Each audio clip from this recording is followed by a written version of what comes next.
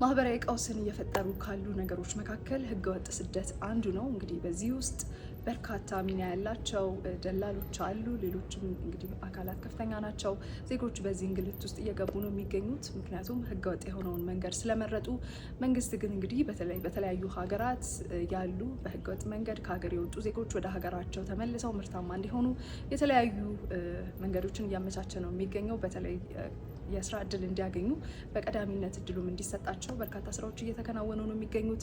በህጋዊ መንገድም ከሀገር እንዲወጡ በተለይ ደግሞ ከተለያዩ ሀገራት ጋር የሁለትዮሽ ስምምነቶችን በመግባት እንደዚህ አይነት እንግዲህ እንቅስቃሴዎችን በስፋት እየተሰሩ ነው የሚገኙት። ዜጎችም ይህንን አማራጭ እንዲጠቀሙ የግንዛቤ ማስጨበጫ ስራዎችም እየተሰሩ ነው የሚገኙት። ዛሬ ግን በተለይ ደግሞ በህገወጥ ስደት ዙሪያ ላይ የቅዳሜ መልክ ዋነኛ ጉዳያችን አድርገን አንስተነዋል። ይህንን ጉዳይ እንዲሁም ሌሎች ጉዳዮችን በኢቢሲ የዶት ስትሪም ሁሉም አማራጮች መከታተል ትችላላችሁ።